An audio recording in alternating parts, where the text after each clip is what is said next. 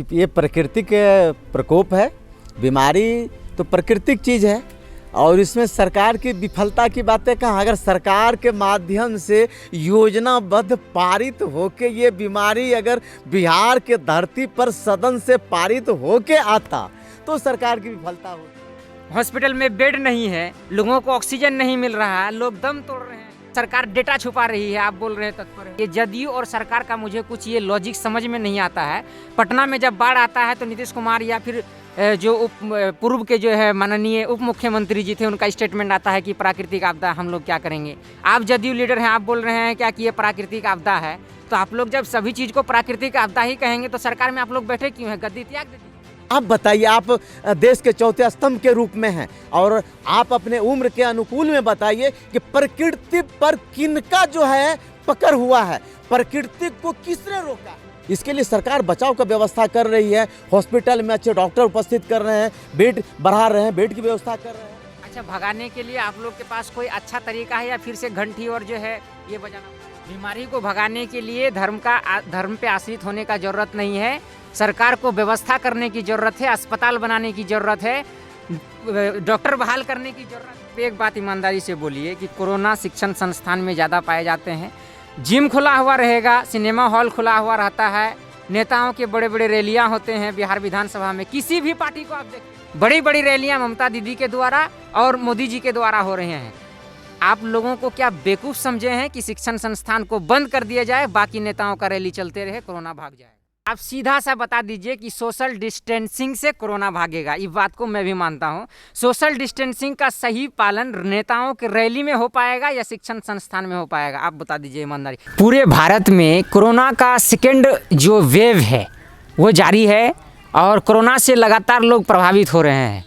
बिहार में नीतीश कुमार की सरकार है जदयू से, और जदयू के ही एक वरिष्ठ नेता जिसको हम कहते हैं कि किसान प्रकोष्ठ के पूर्व कटिहार के अध्यक्ष भी रहे हैं, कटिहार जिला के, और बहुत ही बेबाकी अंदाज में हमेशा बात करते हैं, चीज़ों को रखते हैं, सरकार का पक्ष रखेंगे। श्री नीतीश कुमार जी का हमारे साथ जुड़ रहे हैं चंद्रशेखर प्रसाद यादव जी। उन्हीं से हम कुछ सवाल करेंगे कि ये जो सेकेंड वेव जो शुरू हुआ है कोरोना का, चुनाव बिहार विधानसभा चुनाव के बाद में सरकार की क्या विफलताएं रही, क्या सरकार चुनाव में मशगूल रही जिस वजह से जो चीज़ों को व्यवस्थित रूप से करना था वो नहीं कर पाए, बावजूद इनका कि बिहार में या पूरे देश भर में लॉकडाउन का सिलसिला जारी था। लॉकडाउन के कारण में लोगों को कितना नुकसान हुआ, मध्यम वर्गीय लोग कितना पिछड़ गए, लोग गरीब हो गए, एक भुखमरी सा छा गया, एक तरीके से हम बोल सकते हैं पूरे बिहार में नहीं बल्कि पूरे देश में। इन सारे मुद्दों पर हम बात करेंगे। चंद्रशेखर जी हमारे साथ जुड़ रहे हैं। सबसे पहले हमारे चैनल में आपका स्वागत है। चलिए, बहुत बहुत बधाई, बहुत बहुत धन्यवाद। और आपके चैनल के माध्यम से सर्वप्रथम हम बिहार वासी को रामनवमी और रमजान के शुभ अवसर पर हम हार्दिक शुभकामना देते हैं, बधाई देते हैं। सेकेंड वेव चल रहा है कोरोना का, बिहार में नहीं पूरे देश भर में, और बिहार भी इससे प्रभावित है। कभी भी लॉकडाउन हो सकता है, शिक्षण संस्थान बंद है, कई एक चीज़ों को बंद कर दिया गया है। वरीय बैठक भी चल रहा है अभी, और ये पदाधिकारियों के द्वारा समीक्षा बैठक भी चल रही है, क्या करना है आगे। सरकार की इसमें विफलता माने या नहीं माने, आप बताइए। अब रही बात कि ये प्राकृतिक प्रकोप है, बीमारी तो प्राकृतिक चीज़ है और इसमें सरकार की विफलता की बातें कहाँ। अगर सरकार के माध्यम से योजनाबद्ध पारित होके ये बीमारी अगर बिहार के धरती पर सदन से पारित होके आता तो सरकार की विफलता होती। ये तो ये प्राकृतिक प्रकोप है और इसमें कहीं मेरी सरकार विफल नहीं है, बल्कि इस बीमारी से लड़ने के लिए मेरी सरकार तत्पर है और बिहार की जनता भी, बिहार वासी भी मेरी सरकार को सहयोग कर रहे हैं।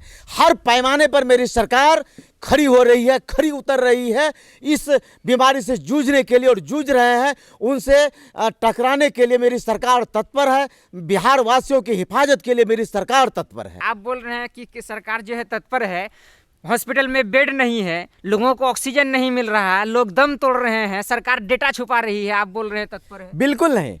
अब रही कि प्रोटोकॉल के अनुकूल जहां जो व्यवस्था सरकार की जो कैपेसिटी है उस कैपेसिटी के अनुकूल में उनका वो बेड लगा हुआ है। लेकिन हमने कहा ये प्राकृतिक प्रकोप है। आप गाड़ी से जा रहे हैं और एकाएक एक बस कहीं पलट जाती है और वहां एकाएक 200 आदमी घायल हो जाते हैं और उसमें 200 आदमी को उठा के आप हॉस्पिटल ले जाएंगे और कहेंगे हॉस्पिटल में यहाँ व्यवस्था नहीं है। ये तो प्राकृतिक प्रकोप है। अगर ये पूर्व में भगवान अगर कह दे मेरे सरकार को कि आपके यहाँ जो है 5,000 या 50,000 कोरोना से व्यक्ति प्रभावित होंगे तो मेरी सरकार 1 लाख का सीट का व्यवस्था कर देंगे।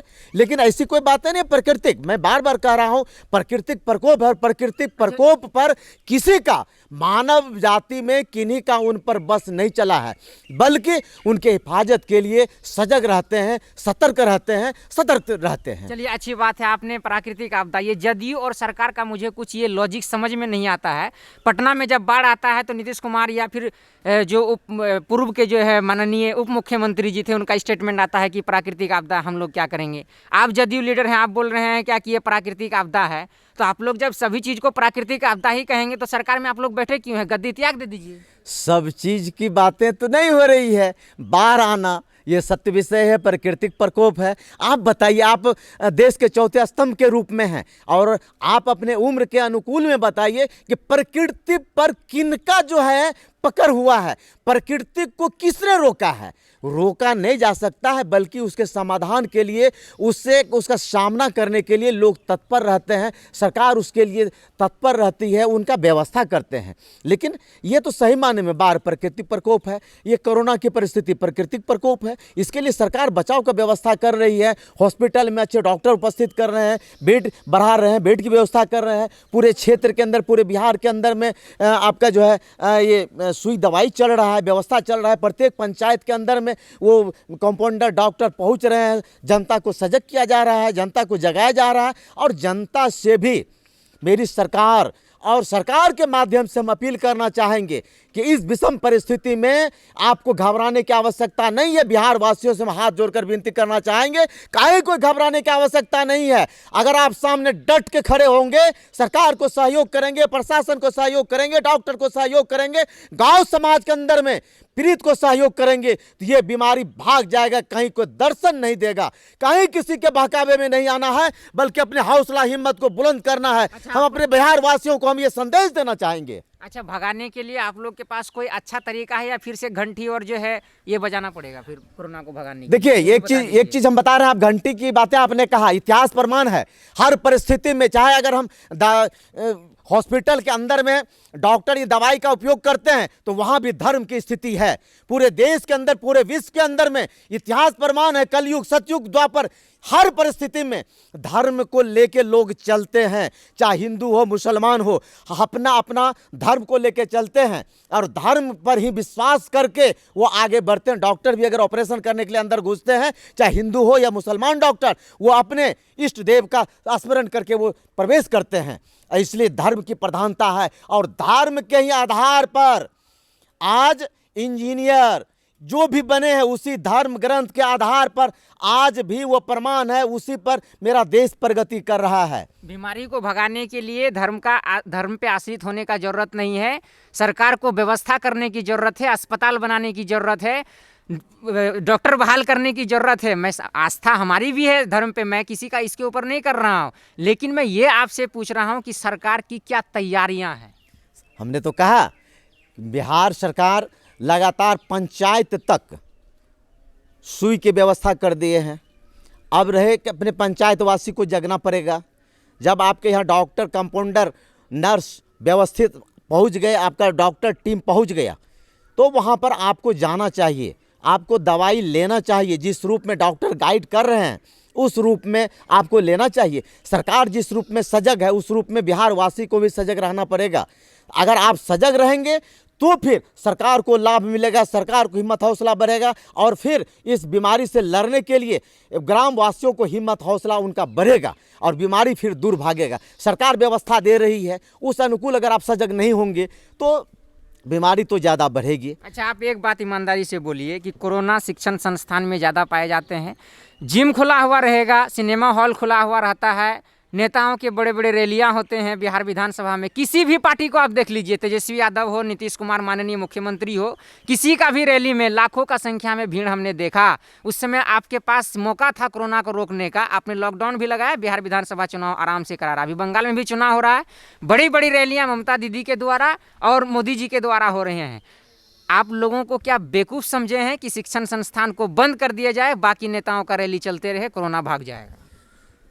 जिस परिस्थिति में चुनाव की परिस्थिति उत्पन्न हुई, बिहार की अगर चर्चा करेंगे तो बिहार के संबंध में भी आपको हम बताएंगे। मेरी सरकार वहाँ पर भी विफल नहीं हुई। बूथ पर डॉक्टर का व्यवस्था किया गया, सुई दवाई की व्यवस्था रही। पूर्ण रूपेण से कोरोना की विषम परिस्थिति से उसे टकराने के लिए मेरी सरकार उस समय भी तत्पर थी। जहाँ भी जिस भी स्थिति में पोलिंग का भी स्थिति आया, सोशल डिस्टेंस की वहाँ पर भी तैयारी थी और सोशल डिस्टेंस के अनुकूल वोटिंग हुआ। अब रही बात कि अगर जन सैलाब किसी के कार्यक्रम में उपस्थित हो जाता है, हम अपनी सरकार के विषय में बात करेंगे, गठबंधन सरकार के विषय में बात करेंगे, हम ममता दीदी के संबंध में बात नहीं करेंगे। इसलिए ममता दीदी अगर वो उनका कार्यकर्ता सड़क पे उतर के वो नाचने लगे तो मेरा कार्यकर्ता वो नहीं नाच करेगा। मोदी जी का भी रैली में, मोदी जी की भी रैली में कार्यकर्ता नाच रहे हैं। कि जहां भी जो परिस्थितियां थी और जो परिस्थितियां हैं, उस परिस्थितियां से मेरी सरकार जूझने के लिए तत्पर है, उसके बचाव के लिए तत्पर रही। लेकिन चुनाव की जहां तक बातें हैं, अगर चुनाव नहीं होगा, लोकसभा का चुनाव नहीं होगा, विधानसभा का चुनाव नहीं होगा, पंचायत की चुनाव नहीं होगी, तो फिर व्यवस्था तो टरमरा जाएगा ना। लोकसभा में चुनाव नहीं होगा तो देश का मेरा विकास कैसे होगा? विधानसभा का चुनाव नहीं होगा तो फिर मेरा बिहार का विकास कैसे होगा? पंचायत का चुनाव नहीं होगा तो फिर पंचायत का विकास कैसे होगा? लेकिन मेरी सरकार हर परिस्थिति में तटस्थ है। जहां भी जिस भी तरह का चुनाव वो करवा रही है, सोशल डिस्टेंस को देखते हुए मद्देनजर सारी बातों को वो पहल कर रहे हैं। और आपका प्रश्न रहा कि स्कूल में ही कोरोना क्या क्यों आ जाता है, तो सर्वप्रथम ये बात है, सरकार अपने नीति के अनुकूल वो चल रही है। धीरे धीरे सब चीज़ पर जहां उनको बंद करना चाहिए, जहां उनको अच्छा लग रहा है वो बंद कर रहे हैं। धीरे धीरे उस चीज़ पर वो कंट्रोलिंग कर रहे हैं। चूँकि हम एकाएक अगर हम कंट्रोल करते हैं तो कहीं न कहीं जो है एकाएक व्यवस्था टरमरा जाएगा। पूरा बिहार जो है, पूरा बिहार की बात, अगर देश की बात करते हैं तो देश भी पूरा चरमरा जाएगा। तो आप एक चीज़ तो जान रहे हैं, ये सच्ची बात है कि अगले बार जो परिस्थितियां पैदा हुई तो सरकार के ऊपर में कितनी बड़ी लेबिलिटी आई है। एक ट्रेन नहीं बल्कि सारी ट्रेन बंद हो गई, सारा सरकार का इनकम और सोर्स बंद हो गया। एक भारतीय नागरिक के नाते, भारतीय सपूत के नाते आप भी चिंतन करें। पत्रकारिता से अलग हटके भारतीय सपूत के नाते आप चिंतन करें कि क्या स्थिति मेरे सरकार पर है।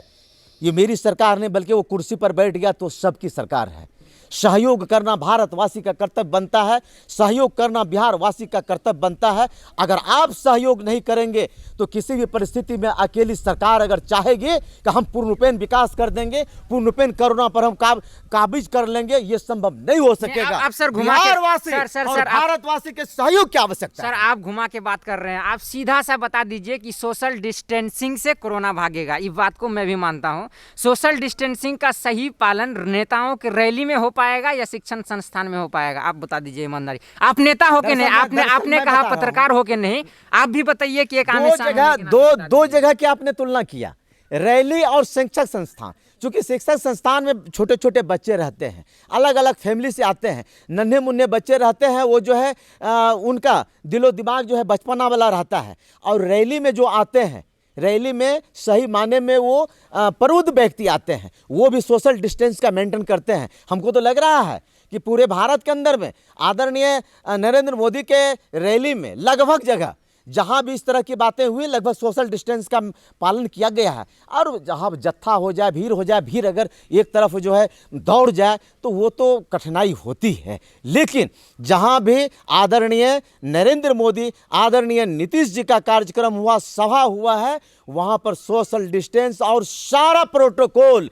जो कोरोना के प्रति जो प्रोटोकॉल आता है, सारा प्रोटोकॉल का वहाँ पर मेंटेन किया गया है। मैं दावे के साथ कहता हूँ। चलिए, आने वाले समय में कभी भी लॉकडाउन भी बिहार में लगने का संभावना है, जैसा मालूम हो रहा है। जो विकराल स्थिति उत्पन्न हो रही है, लॉकडाउन का कई लोग मांग भी कर रहे हैं, और यही स्थिति होगा, फिर मध्यम वर्गीय लोग रोड पे निकलेंगे और पुलिस का डंडा खाएंगे। वो देखिए, यही काम बच गया। परिस्थिति पत्रकार बंधु, परिस्थिति ये होती है कि प्रशासन कहीं न कहीं मजबूर हो जाता है। लॉ इन ऑर्डर की जहाँ बातें होती है, एक व्यक्ति के चलते अगर मेरा समाज खतरे में पड़ जाए तो प्रशासन को कहीं न कहीं टाइट होना पड़ता है। और रोड पर चलने वाले व्यक्ति को यहाँ मध्य वर्गीय, उच्च वर्गीय, निम्न वर्गीय वो नहीं देखा जाता है। वो नहीं देखते हैं कि ये मध्य वर्गीय है कि निम्न वर्गीय है। ये सिर्फ ये देखा जाता है कि लॉ एंड ऑर्डर का ये कहाँ उल्लंघन कर रहे हैं। जो व्यक्ति उल्लंघन करते हैं उनके साथ कहीं न कहीं प्रशासन को मजबूरी बस पेश आना पड़ता है। प्रशासन नहीं चाहती है कि हम किसी भी नागरिक के ऊपर में हम हाथ उठाएं, हम डंडा उठावें। लेकिन होता क्या है, क्योंकि मेरी सरकार है, सत्ता में है, हम पक्षधर हैं, तो एक छोटी सी अगर कहीं कोई गलती होती है तो विपक्षी उसको पूरा जो है एकदम ढोल पीट के एकदम फैलाना शुरू कर देते हैं। अच्छे बात को मेरी सरकार के माध्यम से जो अच्छी बातें होती है, अच्छा काम होता है, अच्छा विकास होता है, उसका चर्चा कहीं कम होता है। लेकिन कहीं छोटी सी अगर मेरे प्रशासन से गलती हो गई तो उसके पीछे में हाथ धो के पड़ जाते हैं। बिहार के प्रशासन ने तो ये किया, वो क्या, ऐसा किया, वैसा किया। लेकिन उसके पीछे प्रशासन की मजबूरी क्या है, ये चीज़ को भी देखना पड़ेगा विपक्षी को। चलिए, अभी आने वाले समय में कोरोना का जो विकराल स्थिति है और पंचायती चुनाव का भी घोषणा कभी भी हो सकता है। क्या लग रहा है, इस स्थिति में पंचायती चुनाव कराना कितना अच्छा होगा या इससे नुकसान हो सकता है? हमने तो कहा, क्योंकि भारत देश में सबसे सर्वोपरि संविधान है और संविधान पर, उन्हीं पर हम लोग आश्रित हैं। अगर हम दो शब्द आज हम रख रहे हैं तो उसी संविधान के अधिकार के वसीभूत फंडामेंटल राइट, मौलिक अधिकार के तहत भी हम अपना विषय आपके सामने रख रहे हैं। देश के अंदर में जो भी चीज़ आप देख रहे हैं उसके पीछे कहीं न कहीं वो संविधान लगा है और उसी संविधान के अनुकूल मेरा देश चल रहा है। पंचायत चुनाव की जहाँ तक बातें हैं, अभी तक तो उस परिस्थिति को सरकार देखते हुए सरकार ने अभी तक घोषणा नहीं किया है। अब आगे किस स्थिति को कैसे संविधान को बचाने के लिए किस स्थिति में सरकार तत्पर होगी, ये तो सामने आने वाला कल को देखा जाएगा। लेकिन मुझे ये विश्वास है अगर पंचायत की चुनाव होगी तो पंचायत चुनाव में भी पूर्ण रूप से सोशल डिस्टेंस का मेंटेन किया जाएगा और कोरोना से जूझने के लिए जितना भी प्रोटोकॉल सरकार के माध्यम से, डॉक्टर के माध्यम से वो परिलक्षित किया गया है, चलाया जा रहा है, वो सारा प्रोटोकॉल पंचायत के अंदर में चलाया जाएगा। लेकिन आगे सरकार और चुनाव आयोग इस पर चिंतन कर रही है कि किस रूप में हमें चुनाव कराना है, किस समय हमें चुनाव कराना है। ये सरकार इस पर अभी डिसीजन नहीं ली है, चूँकि कोर्ट में मामला चल रहा है। अब कोर्ट का जो आदेश आता है, फिर सरकार का आदेश, फिर चुनाव आयोग का आदेश, उसके अनुकूल में आगे वो रणनीति तय किया जाएगा। चलिए, हमसे बात करने के लिए बहुत धन्यवाद। ये थे हमारे साथ में जदयू के वरिष्ठ नेता और बेबाक अंदाज में बात करने वाले चंद्रशेखर प्रसाद यादव जी।